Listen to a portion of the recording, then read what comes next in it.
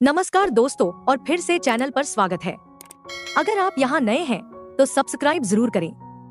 उम्मीद है कि आपका दिन शानदार गुजर रहा होगा। और गुहे इतना शक्तिशाली था कि पिल्स लगभग एक इकाई की तरह थे। जैसे ही शियाओ यान ने खतरे को महसूस किया, उसने तय किया कि वह बोधिसत्व का इस्तेमाल नहीं करेगा बल्कि पहले पौराणिक स्तर 8 का प्रयोग करेगा। उसने घोषणा की कि यह पिल के सामने बिना किसी अपवाद के पूरा किया जाएगा और जो भी अनुपस्थित रहेगा उसे संघ से निकाल दिया जाएगा। यह पिल्स के सुधार का पहला कदम था।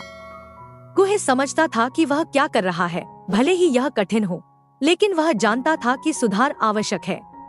कैलिन भी चिंतित थी क्योंकि रसायनों की वजह से स्थिति गंभीर थी, लेकिन शियाओ यान को पूरा विश्वास था कि अगर जरूरत पड़ी तो वह और भी बड़े स्थान से रसायन ला सकता है। उसके मन में पक्का इरादा था कि वह आओ ला पिल को सही मार्ग पर वापस लाएगा। रहस्यमयी आओ ला पिल के स्थान पर शियाओ यान ने खलबली मचा दी थी। इतने समय से रसायनज्ञ स्वतंत्र और हठी बन चुके थे। बुजुर्गों में से एक लियू चांग ने इस फैसले का विरोध किया। उसने कहा कि शियाओ यान को संघ के मामलों में हस्तक्षेप करने का कोई अधिकार नहीं है। गुहे ने शियाओ यान की स्थिति को मजबूत करने की कोशिश की, लेकिन बाकी सदस्य अनमने बने रहे। अल्केमिस्ट संघ के पूर्व प्रमुख फामा ने याद दिलाया कि शियाओ यान इस स्थिति को यूं ही नहीं छोड़ देगा और अगर जरूरत हुई तो किसी को बाहर भी किया जा सकता है। अगले दिन रसायनज्ञ सभागार में इकट्ठे हुए, लेकिन लियू चांग और वू झेन समय पर नहीं आए, जिससे माहौल में और तनाव बढ़ गया। जब शियाओ यान पहुंचा तो सभा में सन्नाटा छा गया। वह पत्थर पर खड़ा हुआ और बोला कि वह सभी के सामने 8वें स्तर का कार्य पूरा करेगा। जब वह काम कर रहा था तो अंधकार की एक लहर पूरे क्षेत्र में फैल गई। सामग्री बिना किसी गलती के एक-एक कर डाली गई। सभी की निगाहें उसकी कला पर टिकी थीं। उसकी दक्षता देखकर सब मंत्रमुग्ध हो गए। एक अदृश्य आध्यात्मिक शक्ति ने पूरे स्थान को ढक लिया था। रसायनज्ञ शांत थे, उनके मन में प्रशंसा और भय दोनों का मिश्रण था। लियू चांग और वू झेन का रवैया नरम हो चुका था और वे उत्साहित थे, यह समझते हुए कि शियाओ यान वास्तव में 8वें स्तर का रसायनज्ञ है। गुहे ने गहरी सांस ली, जबकि फामा हल्के से मुस्कुराया।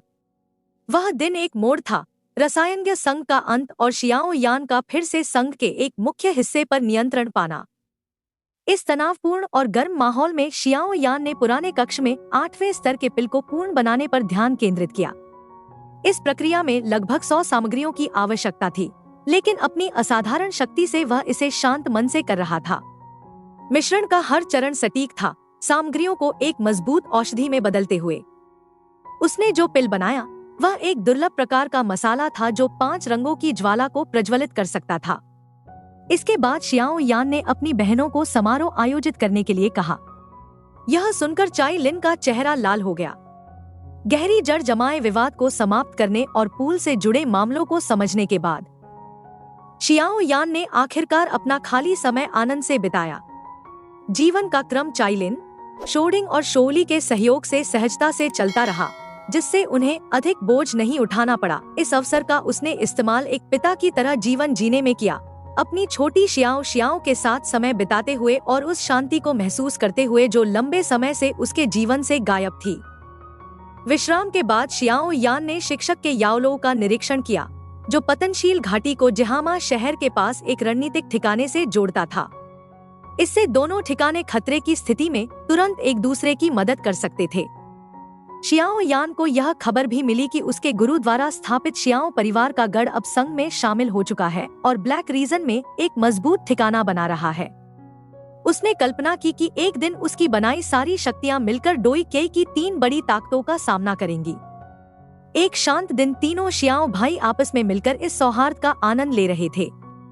छोटी शियाओ खेल में इतनी मग्न थी कि उसका कोमल स्वभाव बाहर की ठंडी छवि से बिल्कुल अलग लग रहा था।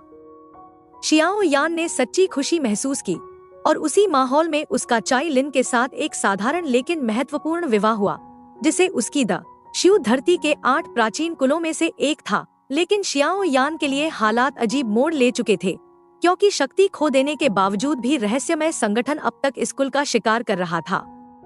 शियाओ डिंग का विश्वास था कि एक दिन जब उनकी शक्ति फिर से बढ़ेगी तो पूरा कुल पुनः खड़ा होगा।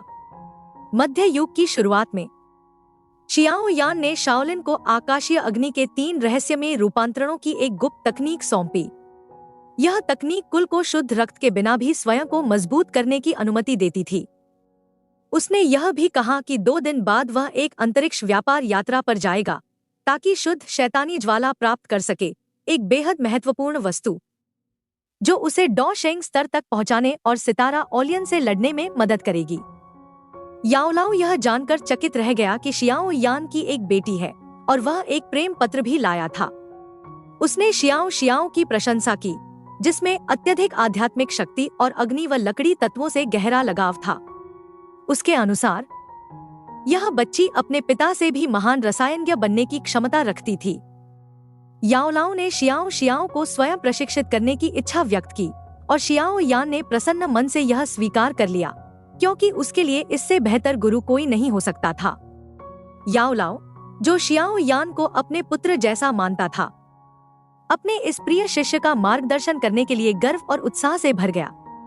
कुछ समय खेलने के बाद याओलाओ ने शियाओ को आराम के लिए चाइलिन के पास भेज दिया और शियाओ यान से गंभीर बातचीत करने लगा। चर्चा में याओलाओ ने संगठन की गतिविधियों का जिक्र किया। यद्यपि 2 तियानझुन को हरा दिया गया था, संगठन की योजनाएं अभी भी जारी थी। जानकारी से पता चला कि विभिन्न क्षेत्रों में एक बड़ा युद्ध होने वाला है और संगठन स्वयं सीधे इसमें हस्तक्षेप करेगा। यह सुनकर शियाओ यान और भी सतर्क हो गया। फिर याओलाओ ने एक विशेष अंतरिक्ष द्वार बनाया जो उसे तुरंत उस स्थान पर ले जाएगा जहां आत्मा के गुप्त खजाने की अंतिम वस्तु को नष्ट किया जाना था। उसने दृढ़ता से कहा कि चाहे कुछ भी हो, अंतिम वस्तु प्राप्त करनी ही होगी, क्योंकि स्वर्गीय खजाने का मूल्य इतना अनमोल था कि उसे खोना असंभव था। शियाओ यान भी दृढ़ संकल्प और अधिक शक्ति के साथ उस महान चुनौती की ओर देखने लगा जो उसका इंत। शियाओ यान और याओलाओ तुरंत ही एक साथ साधना के समय में प्रवेश कर गए। जैसे जैसे वे स्वयं को दुनिया से दूर कर रहे थे, पतनशील मंडप के ऊपर अक्सर अद्भुत दृश्य प्रकट होने लगे। कभी गूंजते बादलों का गर्जन, तो कभी रहस्यमय रोशनी की लहरें। यह देखकर कई शिष्यों को आश्चर्य हुआ, लेकिन कोई नुकसान नहीं हुआ। सुनहरी आभा वाले कई रहस्यमय जीव चुपचाप गर्जन के बीच प्रकट होते और टिमटिमाती ऊर्जा को सोख लेते। यह सिलसिला लगभग 2 सप्ताह तक चलता रहा, फिर धीरे धीरे शांत हो गया। पत्थर के मठ से बाहर निकलने के बाद, जहां वे साधना कर रहे थे, शियाओ यान और याओलाओ बिना किसी थकान के 3 पूरे दिन विश्राम करने का निर्णय लिया। जितने शक्तिशाली वे थे, उन्होंने तय किया कि वे एक व्यापारिक प्रदर्शनी में जाएंगे। इस बार केवल चाइलिन और शियाओ यीशियान उनके साथ थी, जबकि पतनशील घाटी का एक बड़ा हिस्सा रक्षा बनाए रखने के लिए पीछे रहा। नेताओं को अंतिम निर्देश देकर दल ने यात्रा शुरू की और प्रदर्शनी स्थल की ओर बढ़ चला। यह व्यापारिक आयोजन केवल 2 की महाद्वीप के विशेषज्ञों और ताकतवर योद्धाओं को ही ज्ञात था। कोई लंबी दूरी के सौदे नहीं होते, लेकिन इसकी सुरक्षा 3 शक्तिशाली संप्रदायों के हाथों में थी। जिस भूमि पर यह आयोजित होता था, वह रहस्यमय और खतरनाक परावर्तनों से भरी थी। भले ही यह 4 प्रमुख मंडपों जितना प्रसिद्ध न था, इसकी प्रतिष्ठा अत्यंत ठोस थी। विशेषज्ञों का विश्वास और सुचारू प्रबंधन इसे उस क्षेत्र का सबसे बड़ा आयोजन बना चुके थे। यहाँ तक कि दाओ क्लास्टियन के लोग भी इसमें आते थे। हालांकि नियम अत्यंत कठोर थे। जो कोई भी समस्या खड़ी करेगा, उस पर सभी प्रतिभागियों का हमला होगा, बिना किसी अपवाद के। यह आयोजन मध्य क्षेत्र के तंदुस मरुस्थल में होता था, एक दूरस्थ और साधारण सा स्थान जो देखने में महत्वहीन लगता था। लेकिन जब शियाओ यान का दल पर्वत की ढलान पर पहुंचा, तो वे तुरंत समझ गए कि यह स्थान कितना विशेष है। अपनी आध्यात्मिक संवेदनाओं से उन्होंने महसूस किया कि पूरे क्षेत्र में सैकड़ों शक्तिशाली आभाएं फैली हुई हैं, जिनमें से कुछ डॉ शेंग स्तर के बराबर थी। वे फिर बिना कठिनाई के रेत पर चढ़ते हुए पर्वत की चोटी तक पहुंचे, जहां उन्होंने एक विशाल ऊर्जाभंवर को धीरे धीरे घूमते हुए देखा। आभाएं चारों ओर से आती जाती थी और शियाओ यान इस प्रदर्श